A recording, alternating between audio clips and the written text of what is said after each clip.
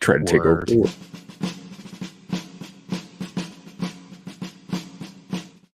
Hi, everybody. Welcome back to the Collective. We have another awesome show for you today. We're going to be talking about all kinds of stuff.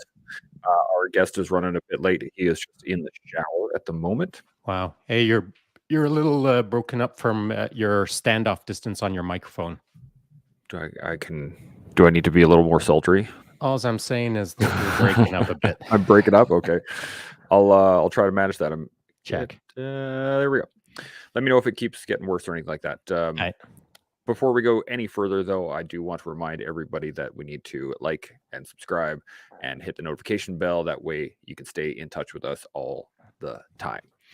So yeah, how's it going? Yeah, good. Just running a bit hot, flippity flopping. My little cords at the back of my microphone. Switch from the IG to the YouTube. From the IG to the YouTube.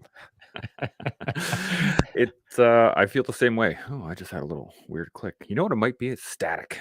Maybe I'm staticking myself. That makes sense. Yeah, I'm on a temporary table right now because my office I'm still under construction. So right, it's all coming together. But bounced on a case of beers. Some empties. Too many empties. Too many. I was thinking about this the other day, actually. I haven't drank since like December. Oh, congratulations. How's that feeling? I don't know. I haven't really noticed any real difference. And I don't really have a desire for it anymore. I used to, when I didn't have beer in the fridge, there would always be this like, oh, I got to go put some beer in the fridge.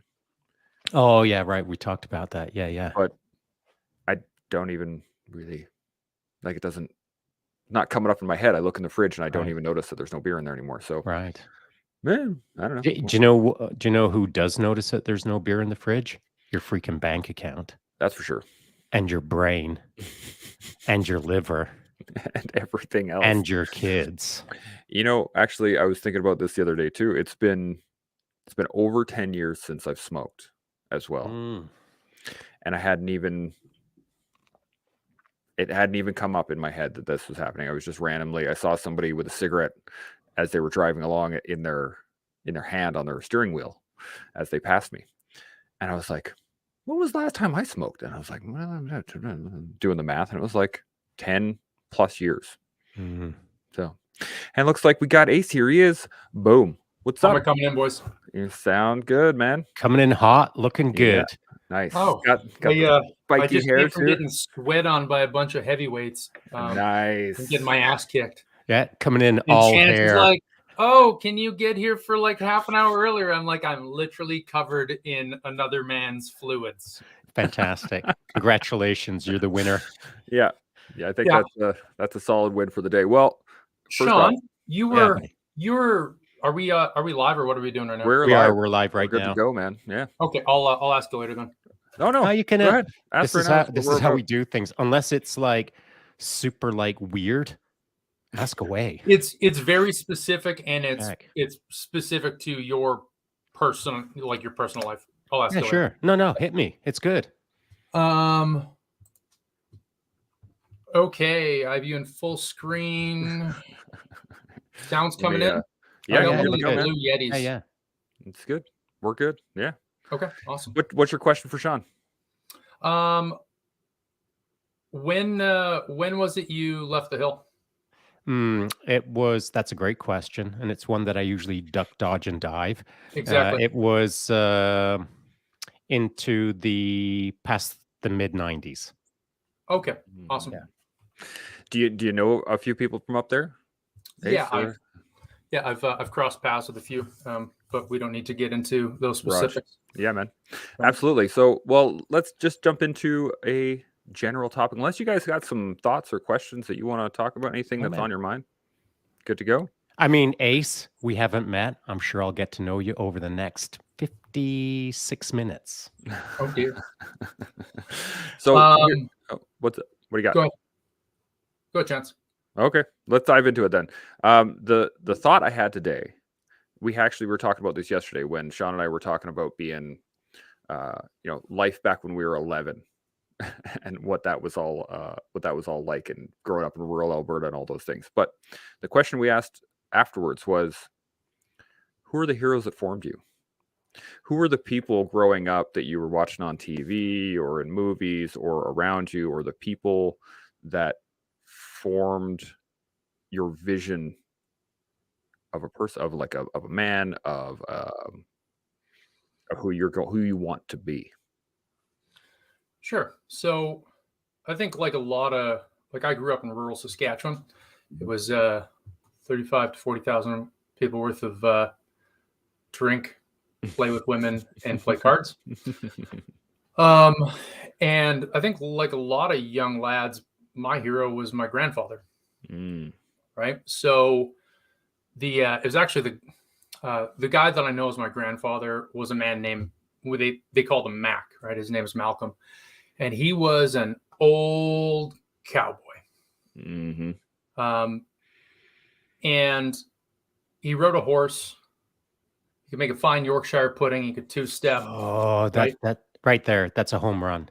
Right? If he can make a good Yorkie. Yeah. So he could shoot. He cut his own firewood. He did all these things. And when I go through and I look at who it is, like the standard that I want to be judged by as a man, I want to be judged by the standard of my grandfather's generation. He could shoot a rifle from horseback, not because he was a shooter or a gun guy. It's because it was a tool to do a job and everyone could do it. It's part of being a man, right? Because sometimes you need to. They were out on a horse ranch, so sometimes you need to go through and shoot a bear in the hindquarters or whatever, right? Deal with coyote, whatever kind of came up. And that's why he could shoot. He could ride a horse because everyone could ride a horse. And as far as that whole idea of self-sufficiency, I remember I went, and he spoke in this generic kind of old man grumble, which if you're not familiar with it, go watch Jeff Bridges' I'm familiar version of True Grit, where it's just like, right? And so you never knew really what the man was saying. You just kind of caught bits and pieces, the same way that my dog understands me. Yeah. Right. So we went to go visit him one day, and he had his legs sitting up, his heels on a stool. He had, some type of kerchief, or probably it was like a pillowcase or something like that, wrapped around his knee, right? Or just kind of around his knee, sitting there, and we're like, Grandpa Mac, what happened? I'm gonna nick myself with a chainsaw. The man nicked himself with a chainsaw and just walked it off. Yeah, maybe I'll take the rest of the day off. Maybe. Just an old grizzly SOB. Yeah. And so when I go through and I contrast that against the standards that, neo-masculinity and stuff like that is today, right? Versus what it was then, and how it is I want to be judged. I want to be judged based on what my capability is. Yeah. And everyone wants to define themselves in narrow terms, right? So, we all know someone who's a cop, and their life is they're a cop. They hang out with their cop buddies and they talk about cop things, and they take every bit of overtime they can so they can continue being a cop as much as possible. And that's their identity. It's in very narrow terms. You go through and you see that amongst guys who were in the military, right? Even guys who, they were some type of MOBOM or something like that, and they did their tour. So they do their tour. They're in 6 months of the most adventure that they're probably going to see for their entire life, right? Yeah. They're in a compressed window that 6 months is versus kind of what the Americans are. There's some poor bastards that were out there for versus year and a half, yeah. Basically just kept getting moved around. They were like out there for like 2.5, 3 years by the time they realized it due to some logistical nightmare. So when you go through and you look at a MOBOM goes over, you're 21, 22 years old, full of piss and vinegar. You go over there, and there's 6 months of the most excitement you're ever going to feel. Never felt more alive. Then you come home. And so do you allow that 6 months to define the rest of your life, and that becomes your identity? Or is that just chapter one and we're moving on to the next thing? And so when I look at that older generation, I mean, like I grew up around World War II vets, helping out with Legion and stuff like that. And these old men, if you get them drinking, which I mean, a lot of them just medicated because we didn't even know what PTSD was. Grandpap is a little shell shocked, right? And you get these guys talking sometimes, and there'd be these brief windows where they were 17. I mean, shit, some are 14. And you get them drunk, and that was yesterday. Yeah. But for the majority of it, they managed it, and it wasn't something that defined them the way that it seems to with guys that went and did that stint in Afghanistan. I don't know why that is. I mean, when you had a generation like my granddad, like the first time that you killed something, you were a child, right? First time you got behind a trigger. I mean, I got behind a trigger for the first time I was 5 years old, right? First time you kill something, you're a child.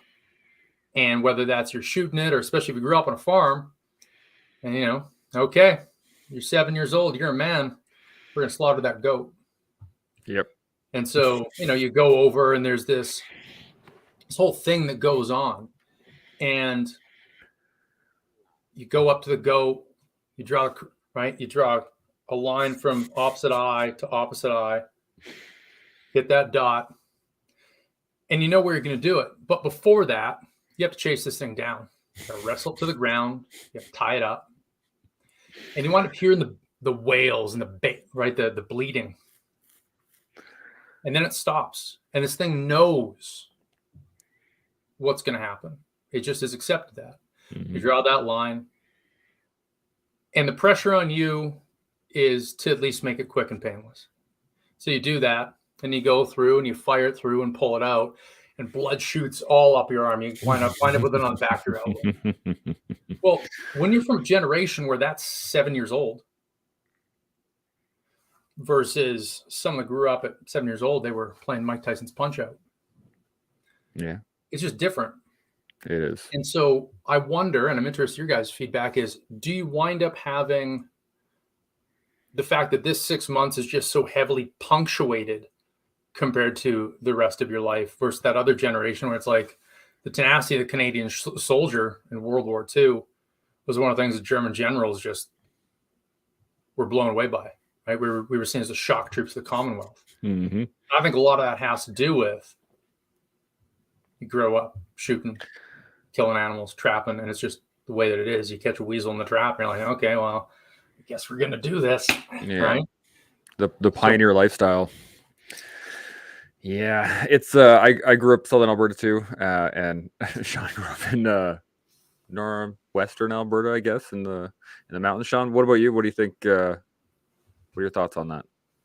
Well, I think you raise a good point, Ace, and we've kind of talked about this a little bit over here, not completely, not precisely, but we've talked a little bit about how different generations deal with things differently.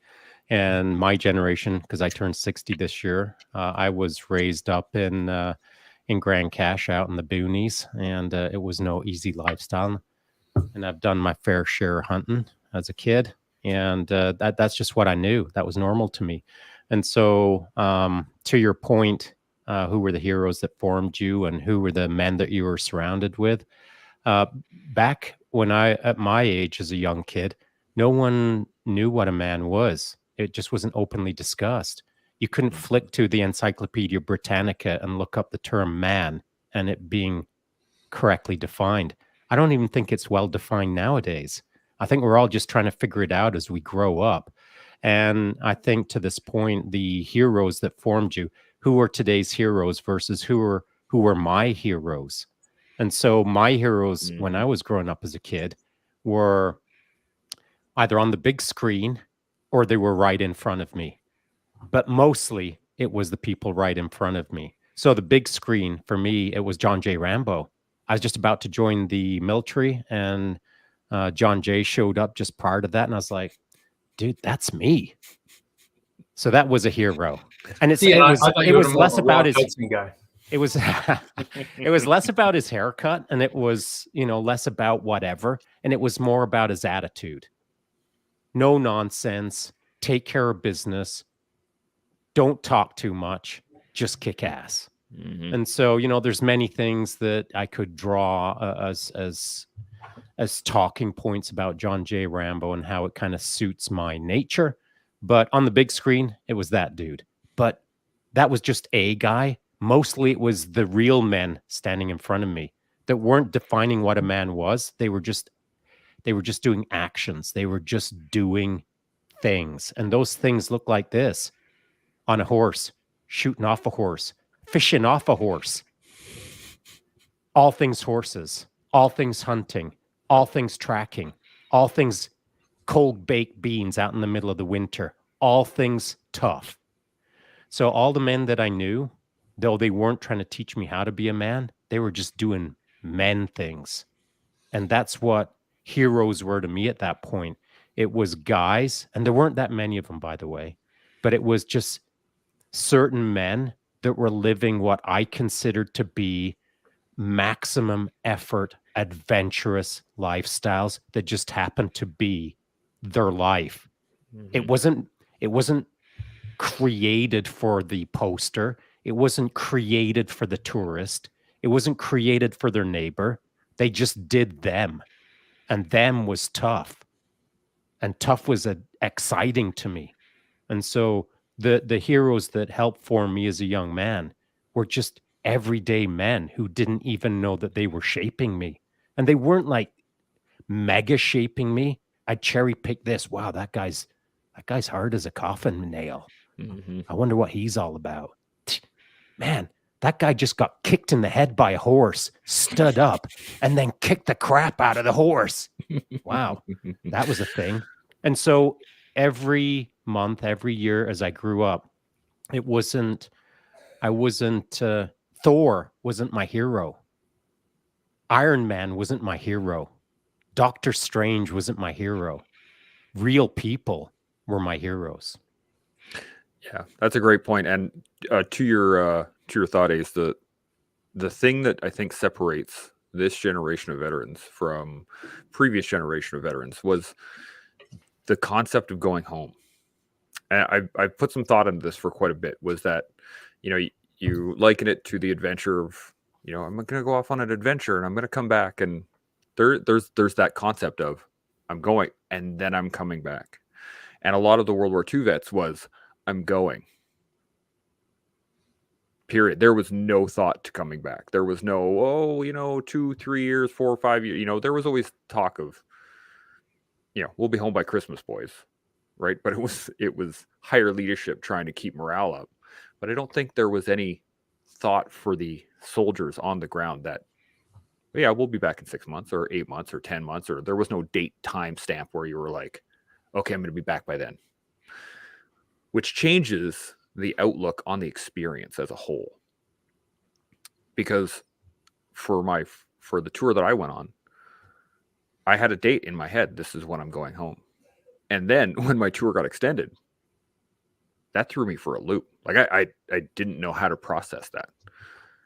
When I was prepped to go on my second tour and I got taken off it, again, same deal. It all of a sudden threw my mind because I had a thought pattern of this is going to happen, and then this is going to happen, and then this is going to happen. There's that expectation there in the depths of it.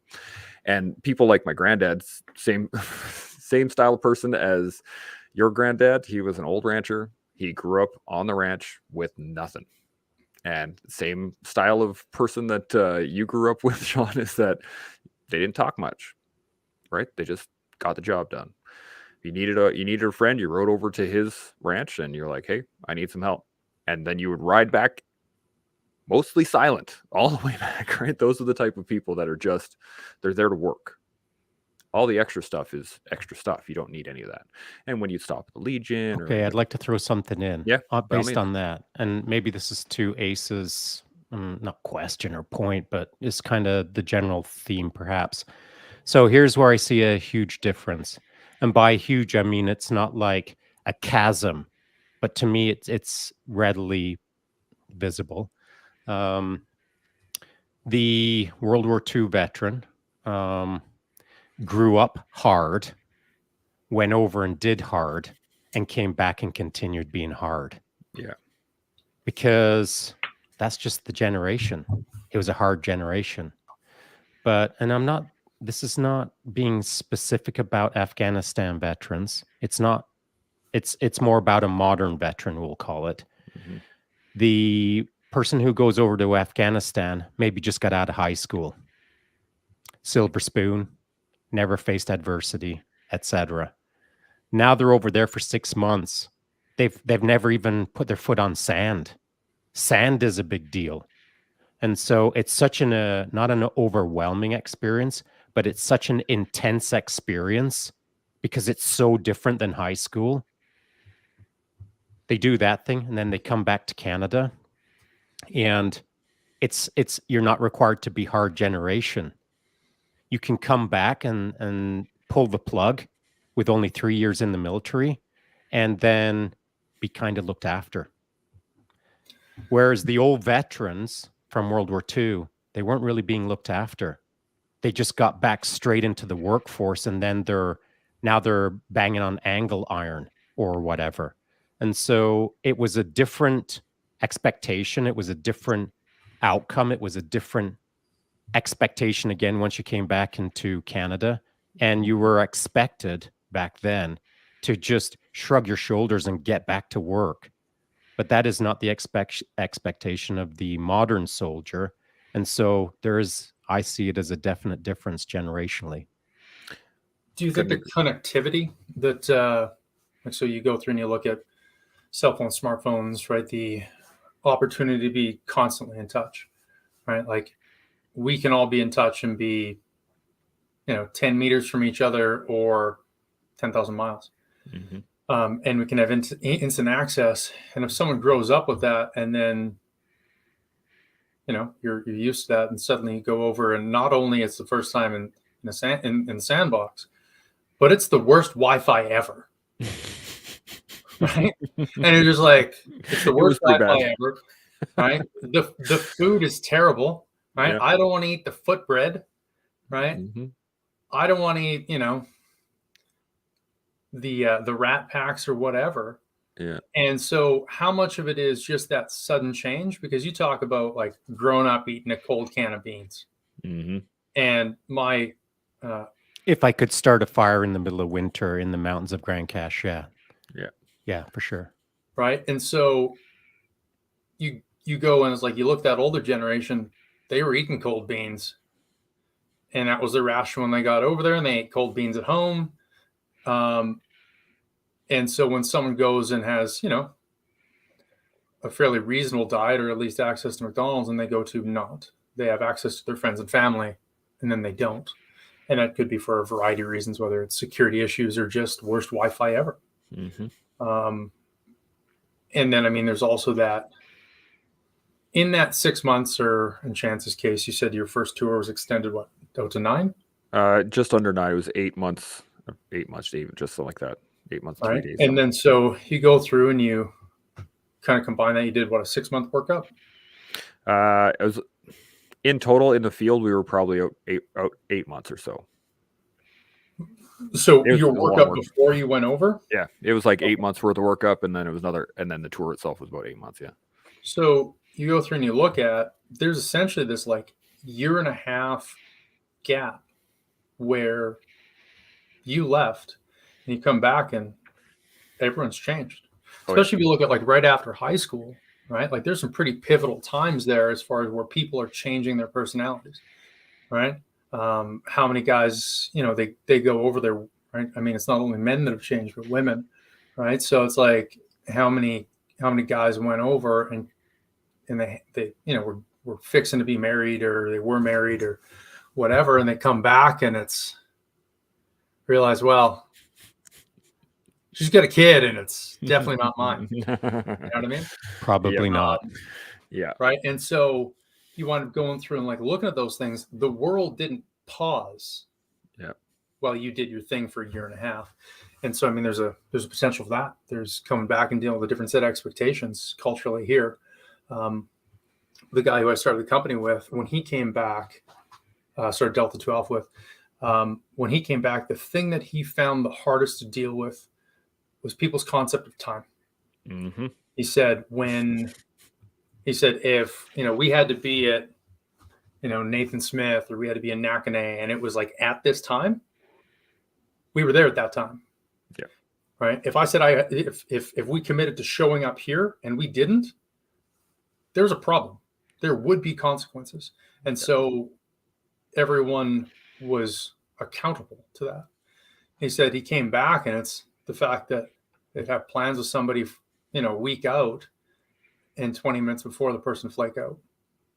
He said it was the hardest thing for him to adjust to. And then also having, look the dragon in the mouth, realizing how precious that time is, and that every time you see someone, it could be the last.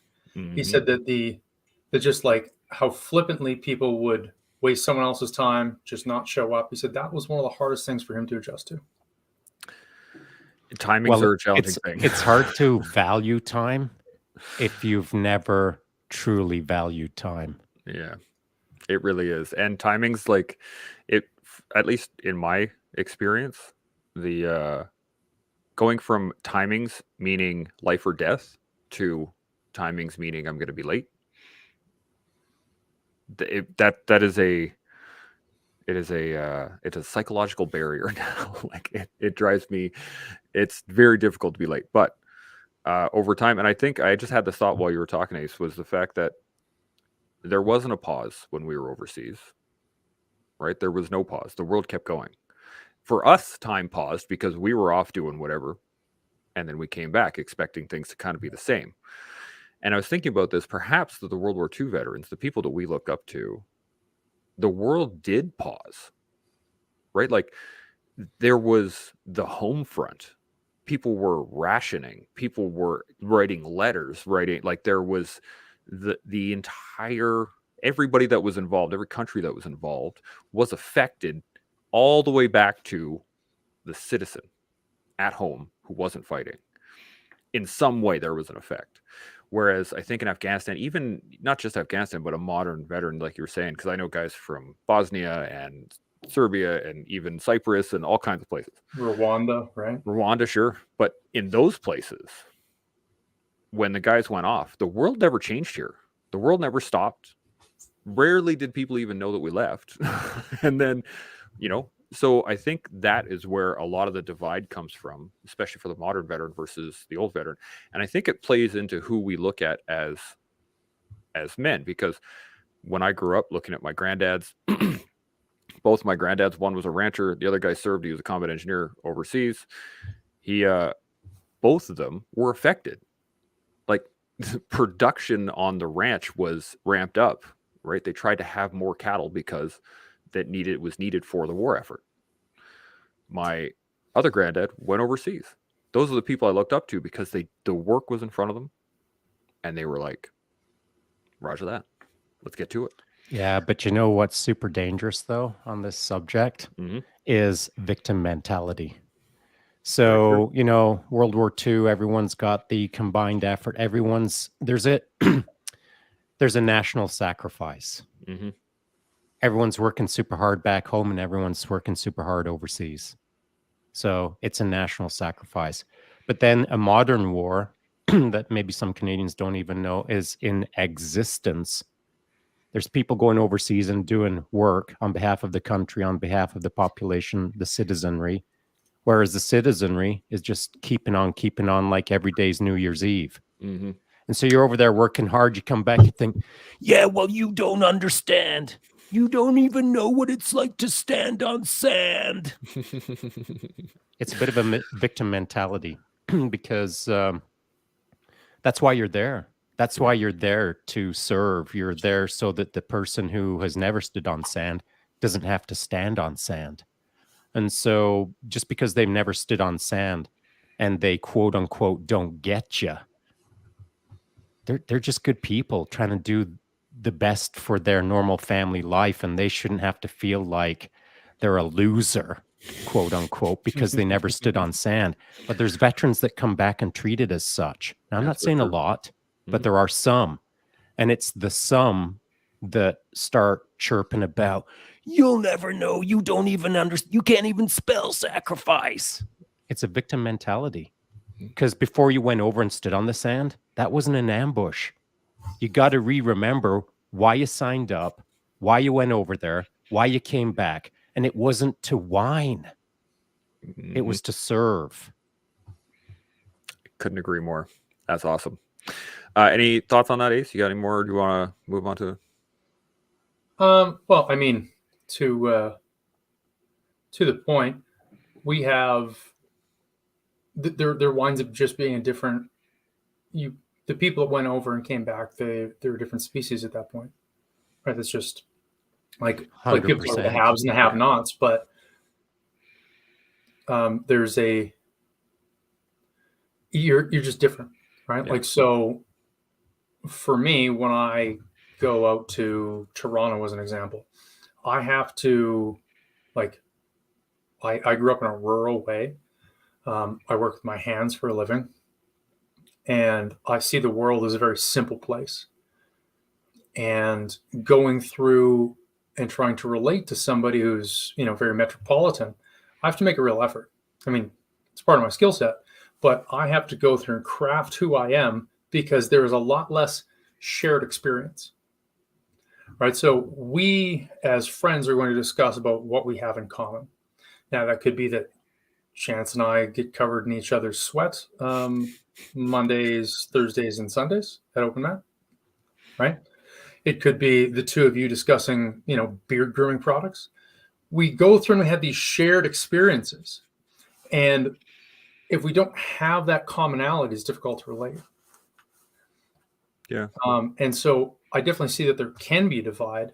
And I think that that there's an onus on really both sides to go through and try to understand the other position instead of just, beating your chest and saying like, you don't know what it's like to feel someone go still.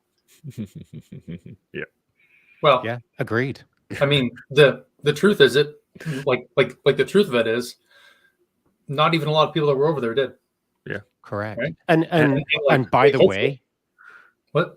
And by the way, who in their right mind wants to feel that? I was just thinking that, like, so the irony of the conversation is that anyone who's beating their chest out there probably hasn't felt the immensity of how tragically bad things can be, and nor should they want to, unless you're a psychopath.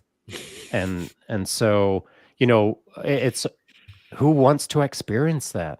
Nobody in their right mind. But if someone is experiencing that, then it's their job to get right with it. And it's our job to help them get right with it. And so our job and the person who's standing in front of them, the civilian who has maybe never stood on sand, it's their job through a two-way street communication, the person who has been in that position, the person who doesn't understand that position. It's for both parties to create a common position, to begin a conversation, to better understand each other's experiences. Yeah, absolutely. I this leads into what we're going to talk about next, but it's so much easier to come up with the ways in which we are different, right? It's real easy to say, well, I have a beard, you don't. Bang, perfect, easy, done. We have a difference. But the more challenging route and the more successful route, I find, is to do that little bit of work. Find the commonalities, right? Sure, somebody may not know what it's like to stand on sand. Great. But they do know what it's like to be hot. Cool. Now there's a commonality there, right? I did some work in the desert. It was really hot a lot of the time. Okay, you have a general understanding. They may not know what it's like to get shot at, but they do know what it's like to be afraid. Okay. And they've been in Drumheller, And exactly, if you've been, dude, in Medicine Hat or somewhere. Does that get danger pay? I think the Brits get danger pay for being in. Yes, they deserve Southfield. it. You know what? Like, if you want to do a good photo op, I recommend Drumheller. Yeah, for sure. Right? Like, no one will know where it is. Yeah, it's a space. It's an alien landscape for sure. It really is. It's actually, it's funny. I drove through northern Nevada right after I got back from overseas, maybe a year or so after I got back from overseas, And northern Nevada looks very much like southern Afghanistan. And it was quite the experience to come back. I thought I had gotten like kind of used to being back in the world again. And then I started driving down this one single 2-lane highway, just a black strip down through this red desert. And I was like, oh no. Looking at all the high points. Like, did I just go somewhere I wasn't supposed to? But yeah, it can definitely be a challenge. And so the next point that I wanted to get into, and we'll get into it in a second, is we're going to talk about the community. But first, I want to get into this comment because I've been waiting for quite a while to put this up. Oh, just get on with it. Chaos Customs and Wood. Wanted to thank you, Shaun, Chance, and Feb for taking so much time on the 20th live to answer our questions about public speaking. We held our class last night, and your tips helped us better prepare, in turn, calming our nerves. It was a small audience, but still a leap out of our comfort zones. Now we have the confidence to double attendance on the next one. The time you take every day to encourage us all to do our best is appreciated and impactful. That's cool. That's pretty cool. And the reason that I wanted to put that in there first was because what I want to talk about was developing the community. And I think this is very important, and it goes into what we're talking about in terms of who our heroes were, is that, previously we had said no one was really thinking about what it was to be a man. Nobody was thinking about what it was to be that role model, or we didn't see it. But I think now we have to actively develop the communities we're in. We actively develop our families. We actively develop our friend group. We have to actively develop the people around us so that we can surround ourselves with awesome people. What do you guys think? Ace, I'm going to put on you. Oh. Okay, sure. Yeah. All right. So I've said it in the past that when I was a young kid, I didn't know what a man was because nobody talked about it. There was no book. There was no definition. There was no nothing. You couldn't look it up anywhere. No one talked about it. Blank slate. And so you kind of had to figure it out. So what being a man meant to me was learned through the military by the great guys that were around me. And so they shaped me up from a skinny, underperforming kid to a less skinny, better performing kid.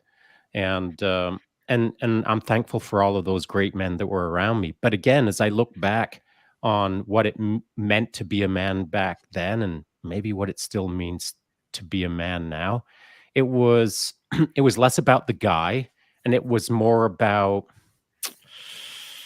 almost like a feeling of that there's no quit in that dude, or that guy keeps his nose to the grindstone, or that guy leads in a way that I like.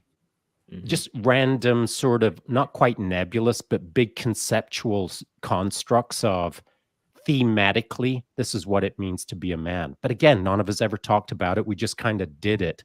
Now, not too long ago, I think I stated, I still don't really know what it means to be a man. I think we're all still trying to figure it out. Unless, oh, no, there's no book over my bookshelf that says how to be a man. And so everyone has opinions, and there probably are books about it out there. I just haven't read them. And here's why. Because I don't think anyone's got it figured out. It gets figured out in conversations like this. Not totally figured out, but the conversation starts and gives me enough fuel to chew on for a day or two and think, yeah, you know what? I can do it better. Or, oh, he's right. I could tweak that. And so these are living books, in my opinion. Because the book isn't written, or at least that I've ever read, on what it means to be a man. So developing the community, or what is a hero, we're all supposed to be living proof daily of leading by example, or by leading from the front, whatever that means, or being a hero to others in any way that we can. And I'm not talking about Thor superhero fake Hollywood stuff. I'm talking about all the little actions that maybe nobody ever sees. But then someone somewhere starts talking about, wow, did you see ... And now you're inspiring others. I went for breakfast this morning with a young local guy who just came into town. His name is Simon. And the reason that we met, it's not that I'm his hero. Of course, that's ridiculous.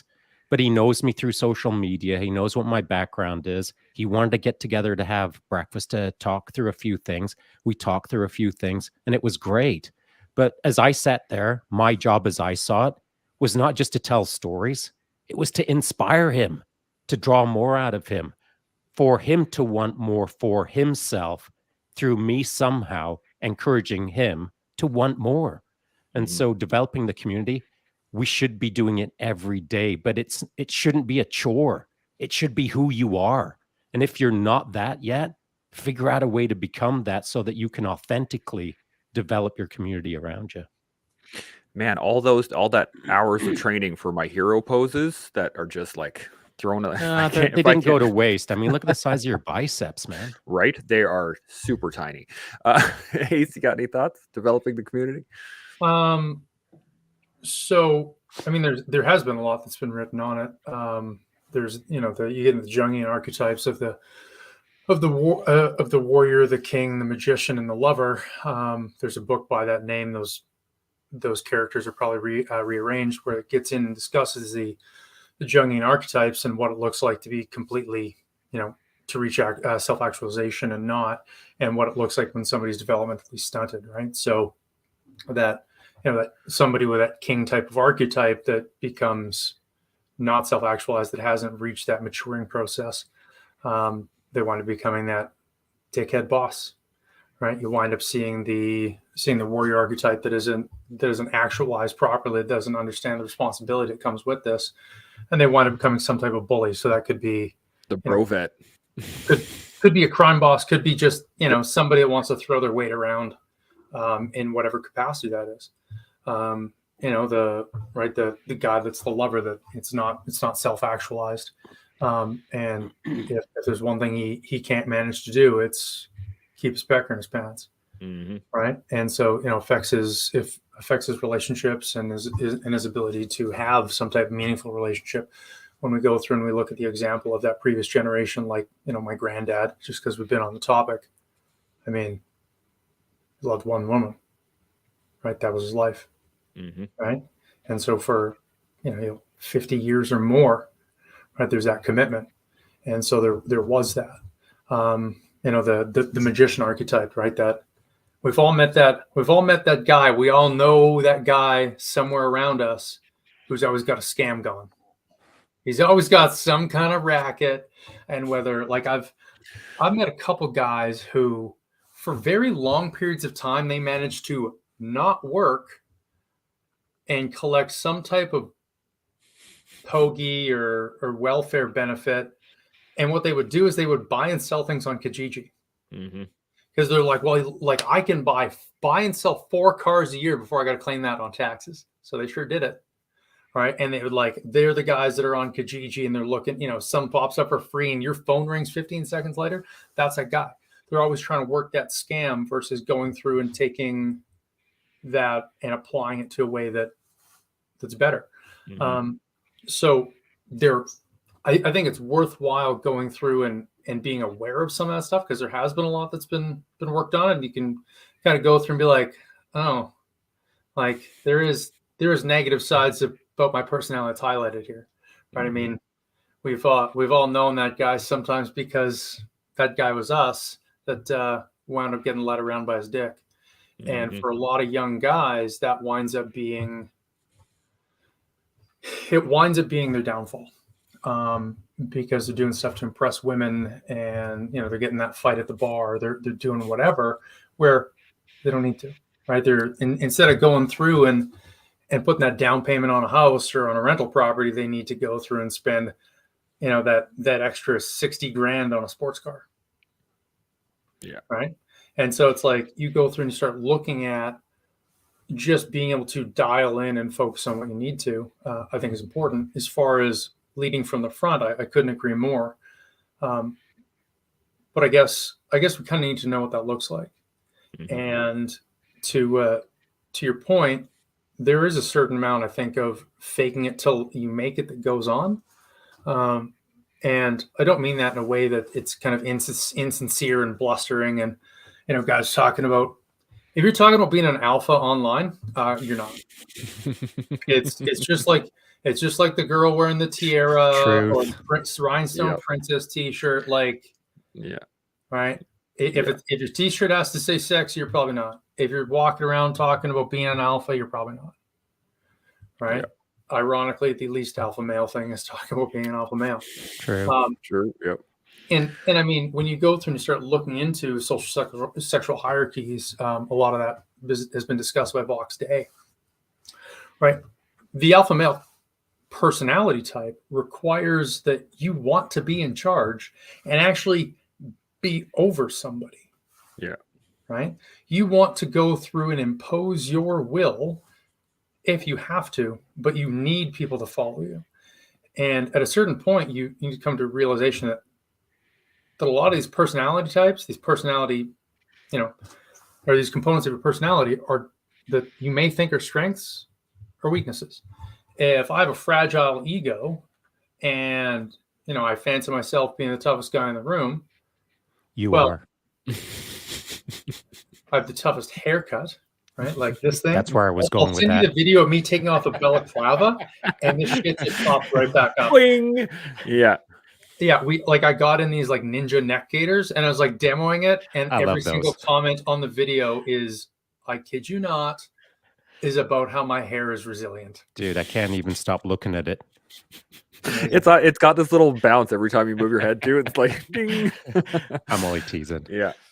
But when we go through and we start looking at these things, I may think I'm the toughest guy in the room, and I associate that with my identity the way that someone being a veteran associates, right? This is my personality, and that's fine until I'm out at the local watering hole, Shoeless Joe's or something like that, and I bump into Chance, and I get a drink spilled on me, and now like my entire identity is associated with being tough, and I get choked up with my own t-shirt. Which would suck because your t-shirt says you're an alpha male. It does. It came from Sigma International on my 3-day course. 3-day course, you're an alpha male. Right? And so it's like, and like Chance thinks it's funny, so he holds it for 20 seconds. Well, it is. Myself in front of people. Right? Yeah, you're going to pee yourself. Yeah. Oh, man. Yeah, if you have any of that going, it's 20 seconds, if you're wondering. That's how long it takes. Yeah. So when people go through and wrap up their identity in these like small parts of their personality, that one's becoming an issue, right? When your entire personality is based around, you're a ladies' man. Yeah, well, what about when you become a family man? You want to try to transition. Then you're going to reach some type of existential crisis because you're not going through and finding new watering holes. Yeah. Right. And so we kind of wind up getting developmentally stunted because of that, because we're constantly looking, nothing's sadder than a guy who's in his 40s that thinks he's got a shot with 18-year-olds. Like, come on, boys. Like, first of all, like, have you tried talking to an 18-year-old? Like, actually? Yeah. Right? Good luck. Right? Like, you're going to try text messaging. It's this string of emojis, and you're like, this is not words. I'm sure it's confusing. Yeah. It's not words. Right? I had this awesome thing I went to Old College right after, actually just a little while ago, 5-6 years ago. And my entire class was like 19-year-old girls. And I was a 35-year-old Master Corporal Burroughs, right? I was a recruit instructor. Dude, you were the alpha male. I was the alpha male. I was one of two guys in that class. And you didn't even have jujitsu at that point. Can you imagine how double alpha you are now? Hey, man. What? You don't know my mentality, first off. You see red. But you're absolutely right in that. And it's an infuriating thing to sit back and watch a bunch of 19-year-old girls interact with each other as a 35-year-old dude at the time. Yeah, but can you imagine how infuriating it was for them? Who's the stooge in the corner with the bad attitude and right the at the gloomy back, storm cloud over his head? Just with sitting there with my arms crossed. T-shirt. Yeah, exactly. With alpha on my t-shirt. He just got a new tattoo. He misspelled alpha. I want to go back to what you were mentioning, Ace, and it's not that I'm going to retract my statement. I'm going to requalify my statement in the sense of I said that there's just no book out there that's called How to Be a Man. There isn't, unless I missed it. There's a bunch of books out there that you can read that can guide you towards that direction, but it takes a lot of reading and a lot of thought. And if you think you're going to casually sit down with a coffee and lightly read Jung, you ain't. It takes work to not only work through it, but to deeply consider it and see how that fits into your own sense of the world around you. So, and these things don't typically happen. It's rare that someone will sit down and read 20 books in a year, never mind 20 hardcore learn kind of books. And so the simple book out there called How to Be a Man for Dummies doesn't exist. So usually what happens is we're shaped by the men that we surround ourselves with. So the reading isn't being done, the thought isn't being done. Now it's just casual observation. Maybe that casual observation is at the bar while some dude is saying, I'm going to go hit on that 18-year-old. You know what should be happening next is everyone looks at him and says, bro, grow up. Seriously. Yeah.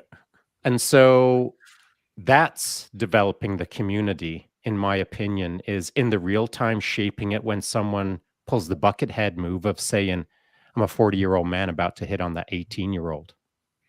Yeah. You said it a second ago, Ace, was that accountability, right? And that's what you're talking about, Shaun, is that people need to be held accountable by the community. That doesn't mean being a gatekeeper. That doesn't mean being a bully. And that doesn't Don't mean have to be a telling them what to goof. do. But it just means being held. Like if you are a 40-year-old man that wants to go hit on an 18-year-old, then people should be looking at you funny, because Well, you shouldn't be that's getting kind a of weird. hallway pass. That's exactly It doesn't have to turn into a drama, but it shouldn't be. Let's all pretend that isn't happening right now. I mean, that's not leading. That is not leading by example. That is not. I mean, if go back to our conversation talking about heroes, and if we were all to write down the top 3 attributes of who we thought were heroes, what that meant to us, it surely wouldn't have anything to do with 40-year-old man hits on 18-year-old emoji girl. Turn a blind eye to bad things happening. Into the top 3 attributes. Yeah, absolutely. The funny part is, at least in my mind, is that the one thing we have with this communication system, which is fantastic, and the fact that we can sit here and have this conversation from multiple locations, is that it's the same way in which that accountability is slipping away from the community. Because if I don't want to be held accountable on social media, I don't have to be held accountable on social media. And it goes also back to the point of, that previous generation of veterans who went to war, they came home and they got back to work, was that there were plenty of veterans back then that were screaming till they were blue in the face about all the things that they did overseas. They were standing on soapboxes and they were doing all kinds of things, but they weren't able to reach the people that they can now. Right? If you stood up on soapbox, you might be able to yell at 100 people, and they might sit there and go, "Wow, great!" You'd write a book, and it would go across the country. But nowadays, man, you pull up your phone, you scream into it, you tell everybody they're wrong, you blah blah blah, you do whatever you want. You can be that negative, then as a lack of a better term, that negative Nelly, talk about, I'm better than you are because I did these things, and you don't even know what it's like to touch sand, and then you can turn your phone off. And that does not develop the community in any way. It doesn't help in any way. But what does help, at least in my view, is seeing that. If you want to put that out there, and then be open to the consequences of your actions. Because once you're open to that, the problem, if they're developing the country by getting on a soapbox and ranting about shaking their fists at the cloud, well, that's the only development that's creating within the community is a negative representation as you yell into your phone with your t-shirt that says Alpha Veteran. And now there's people out there that I know who've never served, and they're watching that and they're thinking, what is wrong with all veterans? Yeah.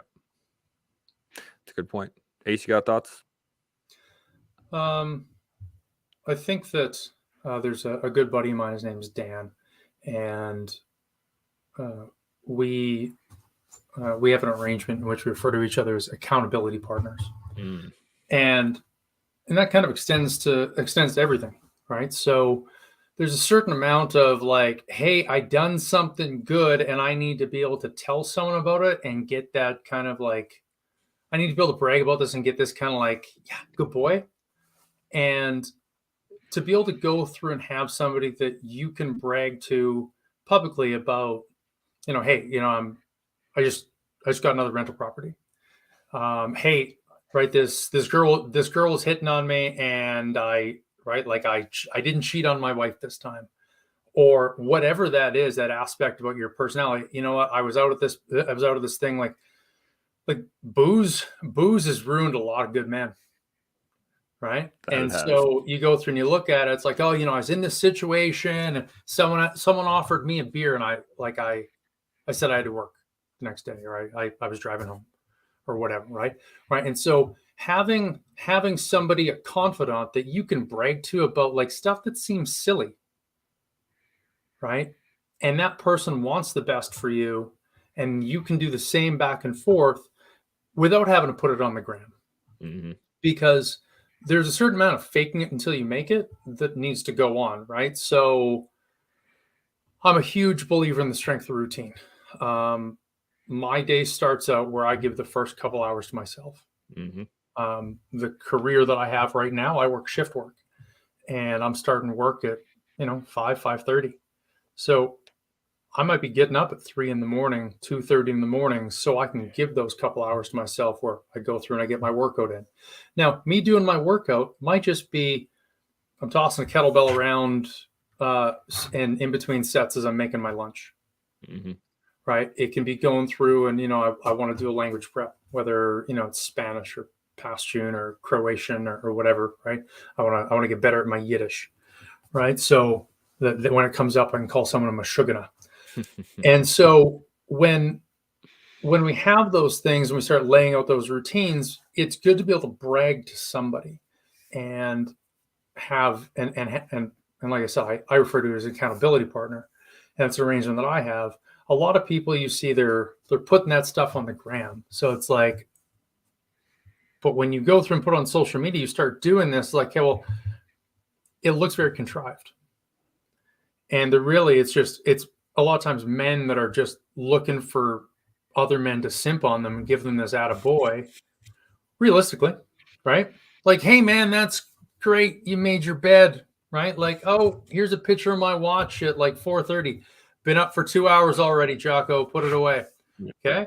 And so there's a whole bunch of this needing validation from a large group of people that don't give a good goddamn about you versus having a circle that's small and the beer is cold, so to speak. Yeah. Where it's like, no, we're in this together, right? Like you got that buddy, right? You're getting up at 2:30, he's getting up at 2:30. You send him a text at 2:35, right? That's how that works, right? And so it's just like having people to help you stay on track. So, I mean, we need to fake it till we make it to establish that routine, and then after those things become habits, we can start to change. Yeah. But it just winds up being cringy when you see these guys start yelling about being alpha males and like all of these things about it. It's like, bro, I know you in real life. Yeah. Don't talk to me about being Sigma and being stoic. I've been in the vehicle when you've been driving. There's nothing stoic about it. Right? Everyone is insert expletive mental handicap, right? Like in varieties of configurations. Yeah. So going through and having those accountability partners and that community, I mean, we talk about like, what is that community? For me, I think it's important to be, a small circle where it's, 1 or 2 people. I was like, hey, bros, we're doing this, right? Like we get up at 2:30 to do this workout, right? Text goes out at 2:35. I better hear back from you at 2:40, or I'm going to, or I'm going to show up at your house with an air horn. Right? There's a certain amount of that I think that's required. Yeah, I could see that. There's, there is the. You're right. That's a great way to. I would think of it as subunit control, as a kind of a inspiring way to manage the microcosm, but the bigger picture, being the Instagram, we'll call it. That's where I find myself nowadays, and it's not that I'm out there. I guess I am trying to inspire to some degree, but it doesn't feel contrived because I'm freaking gonna do whatever I do anyway. I'm just doing me, and that's the way I've been for a lot of years. And I don't have to create a workout because I've been working out longer than that dude has been born. And so my routine is my routine. What I do is what I do. It's super easy for me to do. I throw it on the IG because I think I'm told anyway that it inspires people, and that's cool because I'm going to do it anyway. I'm just going to do me. So if I put it out and it helps someone, I'm okay with that. What I find now is, and this is not like an intentional thing or a carefully crafted thing, because I'm not really good at social media. I find that like there's people connecting with me who are, to use a broad example, a housewife in the middle of nowhere. And I'm like, what the heck? Why are they connecting with me? Not But today, don't do it. Yeah, not today. I've got your number. So, I don't know why they do, but they do. And usually the reason that they're connecting is back to the things that we started the conversation off with. And it's the things that our heroes inspired us by being a bit gritty, by just getting the job done, by not swearing too much, by trying to live a good life, whatever. All of the super simple, fundamental things that when you're in that horse corral and you looked around at the 10 horse hands or the rodeo guys or whatever, you'd easily be able to identify, quote unquote, the man, because he just emanated it. He did everything right and very little wrong, whatever that meant at that time. And so, rather than trying to be something I'm not, I'm just being what I was taught to be over damn near 6 decades, I suppose. It's a continual process too, right? Like this is one of the things I want to get into here, but we don't have time, was the fact that it is a learning process, right? As a kid, you're looking at people and trying to be like, oh, I like what's happening there. I'm going to try and do that. And if you fail, which you probably will, what do you do then? Right? That's part of the process. That's part of developing the community. That's part of learning how to be a man or a woman or whatever you want to look at. It's part of actually processing the information. And I find a lot of times we get stuck on one thing that we're good at, right? I'm going to be a soldier. I'm going to be a veteran. I'm going to be a jiu-jitsu guy. I'm going to be an alpha male. I'm going to be a lady. Like, you find the one thing that works, and then instead of expanding upon it, instead of adding stuff to that, you get stuck there because it's comfortable. And then you stop developing. And then you start gatekeeping. And then you start getting aggravated. And then you start allowing everything to get you. And it becomes this, you've stopped the progression. You don't just, you get one archetype instead of exploring all four, or exploring all, like, instead of developing into each of those realms and finding where your issues are and trying to build upon them and make yourself better, or develop the community within yourself. And then once you are okay to do that, then you start developing the community around you, and then you start developing your circle wider, and then you start developing. And I think that's where the collective comes in, because this is what we're all about. We're here to learn, build, and grow consistently every day, and learn from each other. So we've just over an hour now, and I really appreciate you being on here, Ace. This has been an awesome conversation. Really appreciate Dude, what took you so long, and your hair, to get over here? Right? It totally my fault. You probably had to book 2 things, his hair and Ace. It's actually a wig. Oh, of course. Yeah, that makes sense. That's why it's so perfect. I'll tell you a story another time, but any final thoughts on, heroes, development, building community, anything?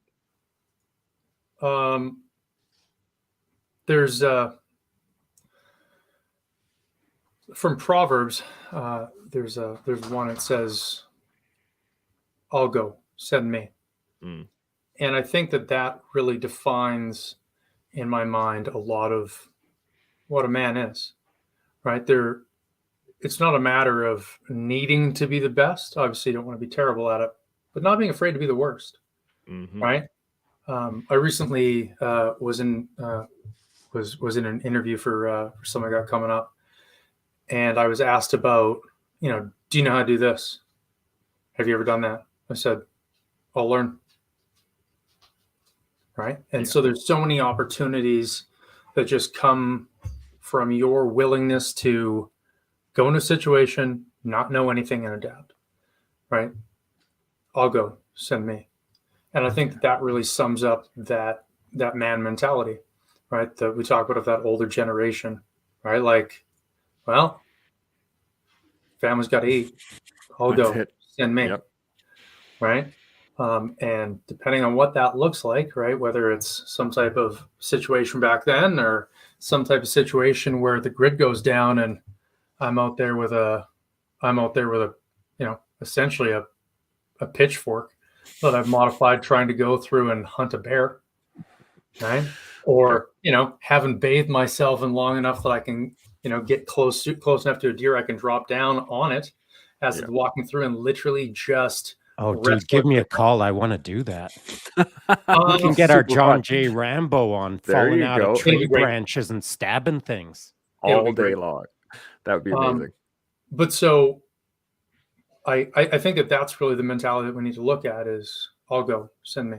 And I think that that's the mentality that a man has. And it doesn't matter if that's, cooking supper, right? Like, I don't know, but I'll learn. Yeah. Right. And when we start looking at skill sets that we can learn, you can learn almost anything from YouTube to a reasonable level, right? You can learn to cook, learn to skin an animal. There's a lot of things that you can learn.